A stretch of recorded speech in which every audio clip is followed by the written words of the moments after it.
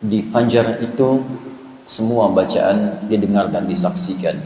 Allah berfirman di Quran surah ke-17 Al-Isra ayat ke-78, wa Qur'anal fajr inna Qur'anal fajri kana mashhuda.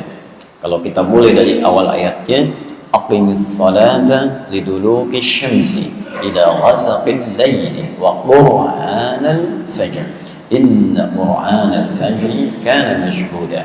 Tunaikan salat itu dengan benar dari mulai tergelincir matahari siang zuhur ila ghasaqil laili sampai malam isya, zuhur, asar, maghrib, isya.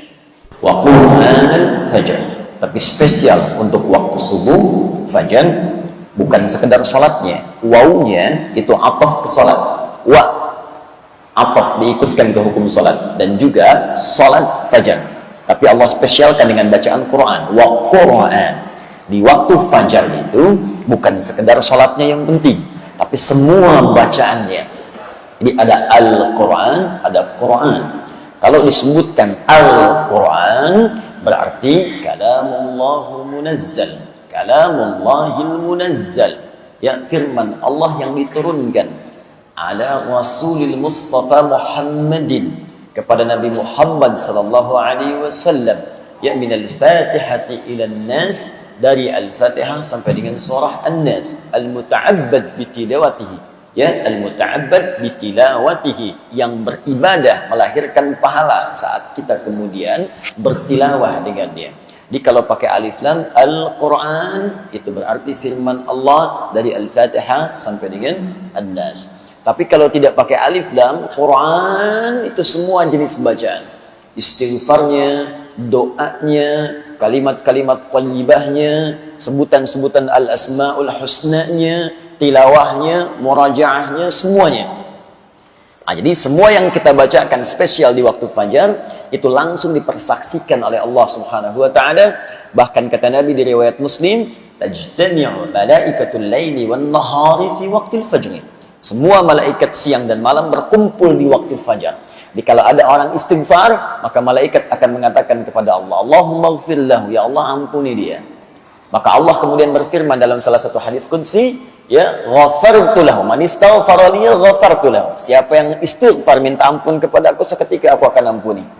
Maka siapa yang berdoa, malaikat akan mengatakan, Allahumma amin istajib, ya Allah amin, kabulkan doanya, kabulkan doanya. Ya, siapa yang menyebut kalimat thayyibah, maka Allah akan menyebutnya. Fadhkuruni adzkurkum. Siapa yang sebut aku sebut dia. Demikian di Quran surah kedua Al-Baqarah ayat 152. Karena itu banyak orang yang ingin mengejar keutamaan fajar datang sebelum fajar. Nah, ini kita sudah lewat sedikit nih ya, untuk besok kita siapkan. Ya, fajar subuhnya misalnya 4:43, ada orang dari jam 4, dari jam 3, saking pengennya dapat keutamaan fajar, saking nggak pengen lewat. Ya, kan kalau di Al-Azhar diumumkan untuk besok, siapa yang datang ke sini setengah lima pas, 10 orang pertama dapat masing-masing 500.000. Ah, setengah 5. Kira-kira datang ke sini jam berapa? Jam 4, jam 3, mabit tuh. Mabit dari sore bahkan udah penuh, ya. Untuk 500.000. Baik kan? Untuk 10 orang saja. Nah, ini Allah berikan semuanya yang terbaik untuk kita. Makanya di Quran itu ada orang yang mengejar bahkan sebelum fajar tiba. Waktu singkat sebelum fajar disebut sahar namanya. Ya, 20 menit, 30 menit sahar. Jamaknya ashar. Ada orang ngejar istighfar aja, pengen minta ampun sama Allah. Karena waktunya mustajab, dia merasa banyak dosa. Dan dia khawatir hari itu hari dia pulang untuk wafat kembali kepada Allah. Khawatir ketika pulang dosanya masih banyak. Maka dia kejar keutamaan itu untuk istighfar. Disebutkan ini di Quran surah ke-51 Adz-Dzariyat ayat ke-18, wabil ashari hum yastaghfirun, wabil ashari hum yastaghfirun. Dan di waktu-waktu sahar menjelang fajar ada orang-orang yang menyibukkan dirinya untuk istighfar kepada Allah Subhanahu wa taala. Minta ampun, minta ampun, minta ampun, minta ampun. Maka dia akan dikumpulkan nanti dengan orang-orang hebat di surga. Saat Allah mengampuni dosanya, dikumpulkan dengan orang-orang sabar, orang-orang rajin infak, orang-orang khusyuk, ya, itu disebutkan di Quran surah ketiga Ali Imran ayat ke-17 itu. As-sabirina was-sadiqina wal-qanitina wal-munfiqina wal-mustaghfirina bil ashar. As-sabirina, orang-orang sabar, was-sadiqina, orang-orang jujur, Awas, hati-hati. Wal qanitina, orang-orang yang khusyuk dalam ibadahnya. Ya, awas. Wal munfiqina, orang-orang rajin infak. Wal mustaghfirina bil ashar, dan orang-orang yang spesial mengejar keutamaan istighfar di waktu fajar akan dikumpulkan di surga dalam suasana yang sangat indah. Nah, jadi teman-teman sekalian, ayo isi, dan di antara isi yang paling bagus adalah mengumpulkan semua jenis ibadahnya. Di antara itu terkumpul pada satu amalan, yaitu talabul ilmi. Talabul ilmi, menuntut ilmu. Ta'lim, pengajian. Dalam pengajian itu kumpul semuanya, karena itu hadis-hadis keutamaan tentang ta'lim itu banyak dikumpulkan oleh para ulama, mulai bahkan dari Al-Imam Al-Bukhari ketika menuliskan kitabnya Sahih Al-Bukhari itu Al-Jami' As-Sahih Al-Musnad Al-Mukhtasar min umuri Rasulullah sallallahu alaihi wasallam wa sunanihi wa ayyamihi, dibuat 97 pembahasan, 97 kitab. Beliau meletakkan kitab tentang pengetahuan, kitabul ilmi, setelah kitabul iman. Ya. Satu kitab Bad'ul Wahyi, turunnya wahyu, untuk menunjukkan sanad kenabian. Jadi kalau nanti ada yang mengaku-ngaku nabi, ukurannya ini, tolak aja langsung. Ini ada ukuran, kitab Bad'ul Wahyi. Bagaimana seseorang berhak disebut sebagai seorang rasul? Apa ukurannya? Apa sifat wahyunya? Bagaimana kita tahu kalau dia mendapatkan wahyu? Bagaimana ukuran kebenaran suatu wahyu? Sanad dulu. Ini nanti akan diambil oleh para ulama kita ketika akan mengajar, maka sanad ilmunya akan ditampakkan. Ini sanadnya, dia belajar ini ke sini, belajar fiqh dari ustaz ini, belajar qiraat dari syekh ini, belajar misalnya tafsir dari syekh ini, belajar hadis syekh ini. Maka umumnya ulama-ulama dulu itu akan menampilkan ijazah keilmuannya, sanad sebelum dia mengajarkan itu. Sehingga orang bisa yakin dengan apa yang akan ia peroleh. Imam Muslim langsung menyantumkan pembahasan sanad dalam jilid pertama dari 9 jilid Sahih Muslim, jilid pertama halaman 119. Ya, beliau mengatakan babul isnadi minad din. Bab belajar sanad itu dari guru yang jelas supaya paham apa yang kemudian dipelajari dan disampaikan, itu bagian terpenting dalam agama. Sebab kalau kita menyampaikan sesuatu dari sumber yang salah, maka cara beragama pun akan keliru. Ya, kalau diurutkan, babul isnad minad din, bab belajar runtutan pengetahuan dengan sanad, itu bagian penting dari ad-din. Apa itu ad-din? Islam. Tahu dari mana ad-din Islam? Quran surah ketiga ayat 19. Inna ad-dina 'indallahil Islam. Apa di antara turunan Islam? Baca lagi hadis Muslim, nomor hadis yang ke-8. Ya, dari Umar bin Khattab radhiyallahu taala anhu. Datang malaikat Jibril bertanya kepada Nabi sallallahu alaihi wasallam, "Mal Islam?" Apa itu Islam? Kata Nabi, "An tashhadu an la ilaha illallah wa anna Muhammadar Rasulullah wa tuqimas shalah wa tu'tiyaz zakah wa tasuma Ramadan wa tahujjal baita in istata'ta ilaihi sabila." Syahadat bagian dari Islam. Awas, kalau kita belajar syahadat yang enggak benar, maka keislamannya pun bisa tidak sempurna. Salat bagian dari Islam. Kalau belajar salatnya tidak benar, maka salatnya pun tidak akan sempurna. Bahkan sekarang muslimah haji, kalau manasiknya enggak benar, celakanya nanti pengorbanannya banyak, tapi tidak menghasilkan apapun. Ini yang paling bahaya. Nah, jadi para ulama mengumpulkan kemudian itu dalam konteks sanad, diteruskan penguatan iman, kitabul iman. Setelah imannya bagus, bagaimana cara menguatkan iman? Kitabul ilmi, dengan pengetahuan. Karena itu iman dengan ilmu disandingkan oleh Allah sebagai kekuatan yang padu. Gak mungkin iman bisa tegak dengan baik kalau tak ada ilmu. Tidak cukup berislam itu dengan iman saja. Imannya kuat, dahsyat. Sebelum subuh udah ditungguin, jam 3 udah bangun. Tapi karena nggak ada ilmu, sholat subuh dijamak dengan tahajud. Yang repot. Ilmu itu penting, tapi kalau nggak ada iman, ini yang paling bahaya. Bisa menafsirkan apa yang diinginkan. Ayat-ayat Quran bisa dipotong, kemudian diarahkan pada apa yang selera nafsunya kemudian ingin dapatkan. Itu yang paling bahaya. Karena itu ketika Allah menggabungkan ayat tentang majlis ilmu, iman dan ilmu disatukan. Turunlah Quran surah ke-58 ayat 11. Ya ayyuhalladzina amanu idza qila lakum tafassahu fil majalis fafsahu yafsahillahu lakum. Ketika disebutkan majalis, jamak dari majlis. Ya, jika disampaikan padamu, luaskan majlis untuk belajar, luaskan, share. Bisa diartikan share. Ada majlis di mana? Al-Azhar, apa jadwalnya? Share. Al-Ihsan, As-Salam, share. Baitur Rahim, share. Ada yang kedua, kalau sudah masuk, lapangkan tempatnya. Yang belum dapat, berikan kesempatan. Kalau sudah penuh, duduk di tempat dia dapatkan. Tapi lihat ujung ayatnya, yarfa'illahu alladhina amanu minkum walladzina utul ilma darajat. Iman, ilmu. Allah akan angkat derajat orang yang punya iman. Jadi kalau ingin diangkat derajatnya oleh Allah, ada dua pilihan. Satu, meningkatkan iman. Bagaimana caranya? Kerjakan amal soleh. Karena itu kalimat iman dengan amal soleh disandingkan dalam Al-Quran. Quran surah ke-103. Wal asr. Innal insana lafi khusr. Illa alladhina amanu wa amilus salihat. Iman, amal soleh. Jadi kalau Anda ingin diangkat derajatnya oleh Allah, maka tiap hari coba kuatkan iman kita dengan mengerjakan amal soleh. Bagaimana caranya Ustaz? Lihat rinciannya di Al-Quran. Setiap menemukan kalimat iman, setelahnya pasti amal soleh. Pasti itu. Kalimat iman pertama Al-Baqarah ayat ketiga.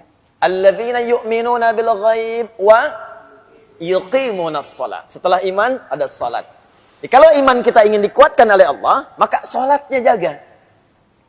Karena itu kalimat penanda iman itu ketika kita mendengar suara azan saja panggilan salat, belum salatnya. Ya, awas cek ya. Ketika kita mendengar suara azan saja, belum salatnya, itu iman kita akan terpancar di jiwa. Di kata Al-Quran ya, kalau bahasa kitanya, kalau ingin mengecek iman kita masih ada atau tidak, ketika mendengar suara azan dikumandangkan, kalimat Allahu Akbar, kalau dikumandangkan, ada getaran nggak di hati? Kalau masih ada, itu tandanya iman kita masih terbersit dalam jiwa. Masih ada. Tinggal iman itu kemudian diwujudkan dalam bentuk amalan. Itu dalilnya Quran surah ke-8 ayat kedua. Innamal mu'minuna alladzina idza dzukirallahu wajilat qulubuhum wa idza tuliyat 'alaihim ayatuhu zadatuhum imana wa 'ala rabbihim yatawakkalun.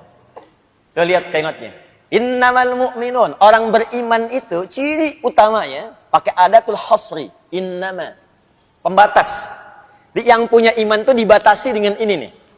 Jadi kalau tidak ada sifat ini dalam diri kita, patut dipertanyakan imannya masih ada nggak? Hati-hati, awas hati-hati. Jadi kalau sifat ini tidak ada, ini yang paling rendah, yang paling minim. Jadi kalau yang ini pun tidak ditemukan, patut ditanya. Kalau tidak maksiat yang paling dalam sehingga menutup cahaya imannya, atau yang kedua, dia sudah mulai jauh dan sangat jauh dari Allah Subhanahu wa taala. Apa ciri pertamanya? Idza dzukirallahu wajilat qulubuhum. Jika disebutkan nama Allah, ada getaran dalam jiwanya. Dan 5 kali diuji oleh Allah supaya dari subuh sampai dengan isya kita bisa ngecek imannya masih ada enggak. Baru bangun tidur dipanggil untuk menemukan iman kita masih ada enggak. Allahu Akbar, Allahu Akbar. Nyampe ke kita, di hati kita ada getaran. Sudah azan. Cepat siap-siap. Nah, kalau masih ada suara itu, iman itu masih ada.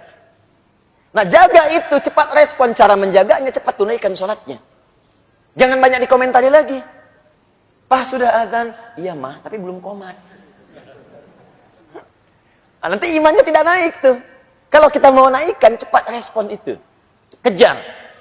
Karena itu, tingkat terendah ini, kalau sudah tidak ada, apalagi meninggalkan itu yang bermasalah. Di hadis Abu Daud, nomor hadis 857, itu bahkan disebutkan sifat setan yang paling pertama, itu kalau dengar suara azan, dia lari terbirit-birit. Idza udzina fafarra syaitanu wa alaihi dhuratun. Kalau azan dikumandangkan maka setan akan lari.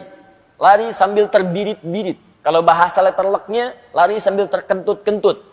Ya, dhurat itu kentut. Maksudnya apa? Saking bencinya dengan suara azan, kalau azan ada baunya pun dia nggak mau cium.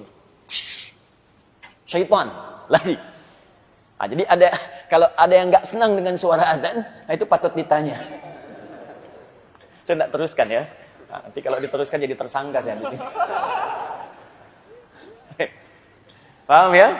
Nah, jadi coba cek lagi. Kuatkan amal saleh. Ya, tambah infak. Wa mimma razaqnahum yunfiqun. Al-Qur'an, walladzina yu'minuna bima unzila ilaik. Apa yang diturunkan pada Muhammad sallallahu alaihi wasallam, Al-Quran. Nah, jadi kalau Bapak Ibu ingin meningkatkan iman, tiap hari bikin kurikulum amal soleh. Ya, buat kurikulumnya. Kan ini sederhana sebetulnya. Ayo sholat, keluarkan semua jenis sholat. Fardunya, sunnahnya. Keluarkan, bikin sebuah gambaran kurikulum, deretkan tabelnya. Ini loh, sunnah yang malam hari, ini sunnah yang pagi hari, sunnah yang siang hari. Teruskan, tambahkan sholatnya dari A sampai Z-nya.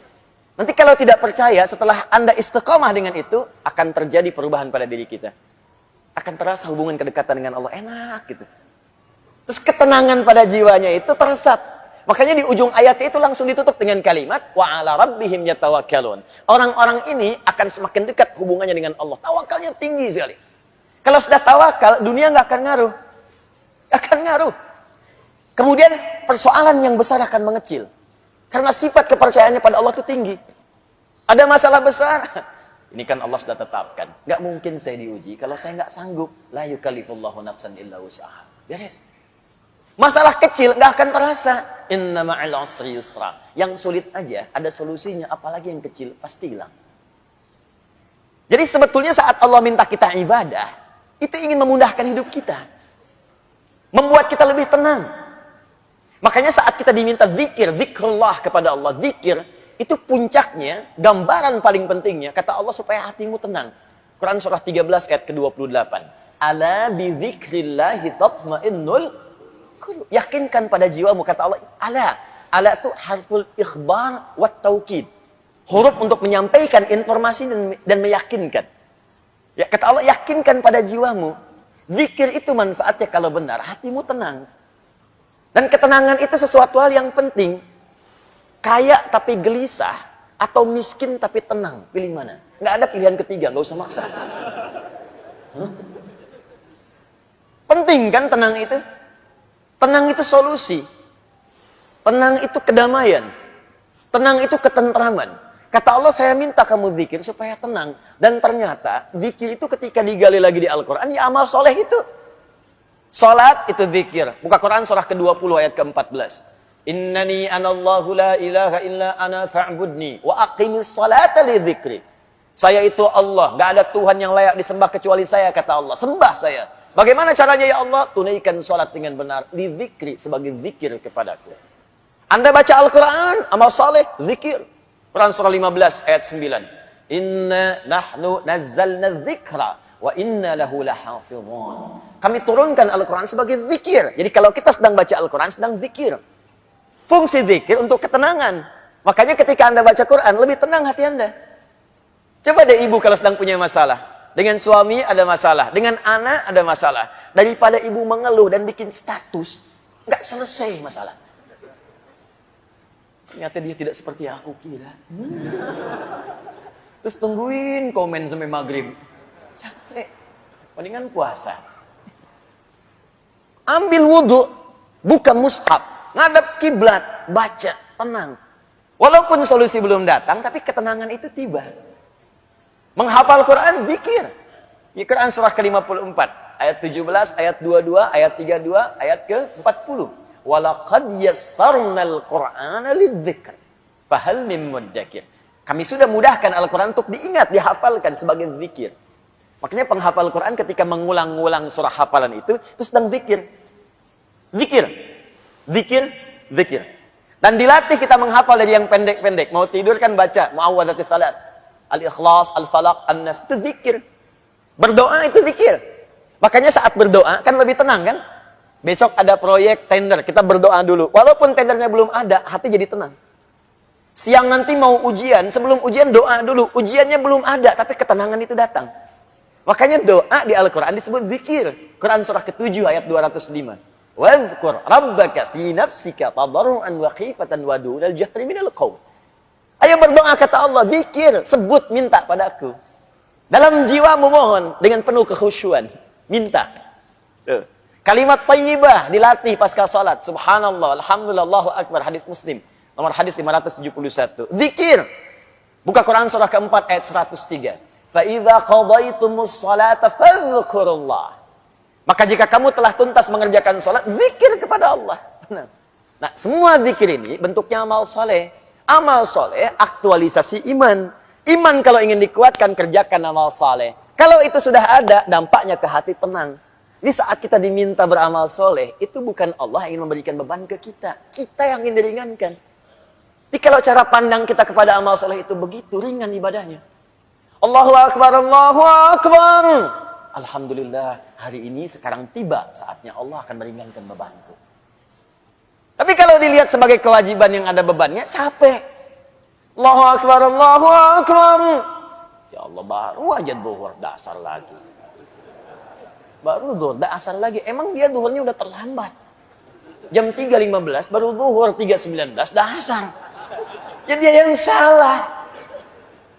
Padahal kan Allah ingin upgrade iman dia, ingin tenangkan hatinya, tapi dia sendiri membuat dirinya susah. Coba tanyakan pada manusia. Manusia itu banyak yang aneh sekarang. Banyak yang aneh. Pengen mudah nggak hidup? Pengen.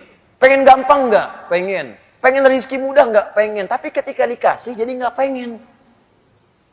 Sholat jadi malas. Kamu zakat ya, saya tambah 10 kali lipat. Nggak dikerjain. Kamu infak ya, saya berikan 700 kali lipat. Nggak diberikan.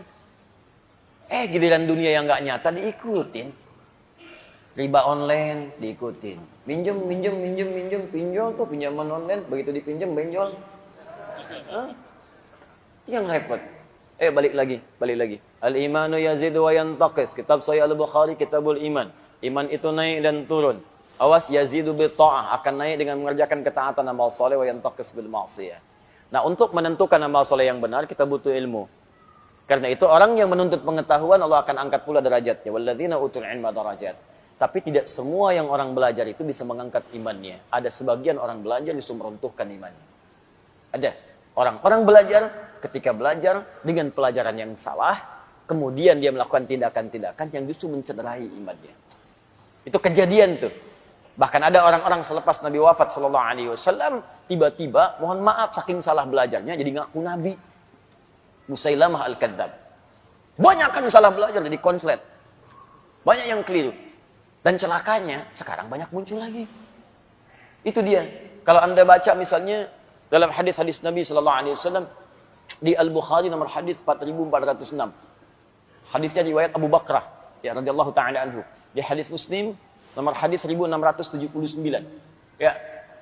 Anin Nabi sallallahu alaihi wasallam qala Rasulullah sallallahu alaihi wasallam inna az-zamana qad istadara kahayatihi yauma khalaqallahu as-samawati wal arda minha arba'atun hurum thalathun mutawaliyatun dzul qa'dah wa dzul hijjah wal muharram wa rajabun mudhar ma baina jumada wa sya'ban inna az-zamana qad istadara kahayatihi sungguh waktu itu akan Allah putarkan terus seperti itu.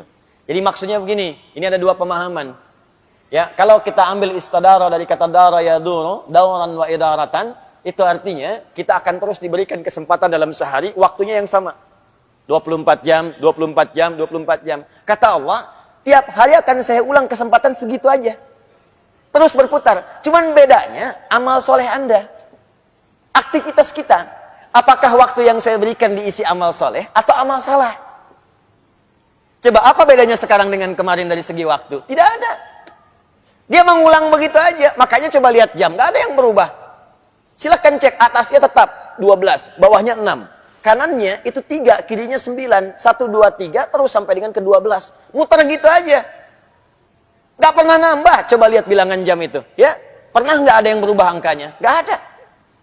Kan itu jarum jam putar-putar gitu aja tiap hari. Muter lagi, muter lagi, muter lagi. Itu bukti paling nyata dari hadis Nabi SAW.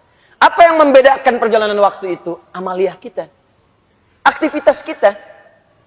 Makanya Allah berikan konsep kehidupan. فَإِذَا فَرَغْتَ فَانْصَبْ وَإِلَىٰ رَبِّكَ فَرَغَبْ. Ayo rencanakan kegiatan kita. Kalau yang kemarin ada yang salah, maka tutup sekarang dengan yang soleh. Kan itu rumusnya. Katanya belajar al-arba'in. Tapi hadis yang dipraktekkan. Coba lihat hadis ke-18. Masih ingat gak? An Mu'adz bin Jabal radhiyallahu taala anhu wa Jundub bin Junadah radhiyallahu taala anhu. Qala Rasulullah sallallahu alaihi wasallam, "Ittaqillaha haitsu ma kunta wa atbi'is sayyi'atal hasanata tamhuha." Tingkatkan takwamu dimanapun kau berada dan tutupi yang jelek-jelek itu dengan kebaikan. Jadi kalau ada yang jelek yang kemarin, tutup dengan yang baik yang sekarang, bukan dipertahankan kejelekannya. Nah, jelek ini dibagi dua dalam kaidah fikih. Jelek yang pertama, jelek yang tidak meningkat kuantitas ibadahnya. Kalau sadar kemarin nggak jemaah, maka sekarang berjamaah. Antum dikasih 5 kesempatan sholat kemarin. Sekarang diberi lagi. Kemarin 3 nggak berjamaah, sekarang 5 kali jamaah semua. Jadi kalau kemarin dikasih kesempatan nggak jamaah, sekarang dikasih hidup lagi nggak jamaah juga, butuh berapa lama lagi untuk hidup? Kemarin nggak baca Quran, ya sekarang baca. Masa kemarin nggak baca, sekarang nggak baca juga? Yang paling aneh, maaf ya, anak 4 tahun, mata buta, dah hafal Quran, hatam dan hafal. Antum dikasih 40 tahun, mata sehat, fisik kuat, kelengkapan semua ada. Masih belum bisa baca juga. Butuh berapa tahun lagi? Coba dipikir lagi. Katanya mau wafat. Katanya mau meninggal.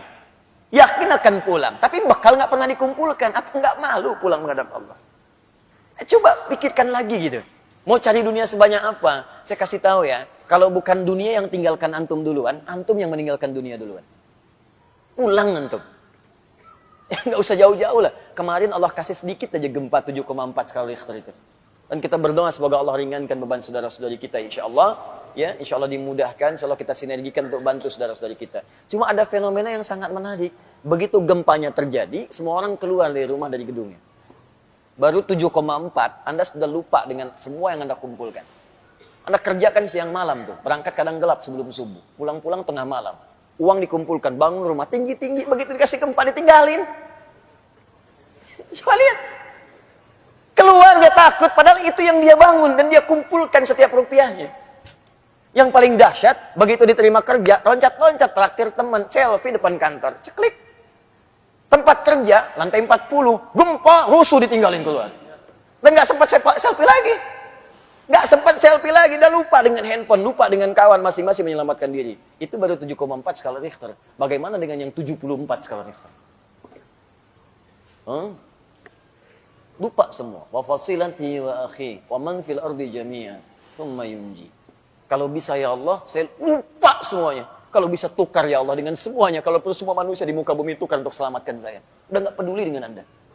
Maka siap-siap. Akan ada waktunya tiba kita untuk pulang. Ayo belajar. Kita kumpul di sini untuk belajar. Kenapa banyak orang juga yang belajar kemudian jadi salah? Karena dia tidak memulai pelajaran dengan benar.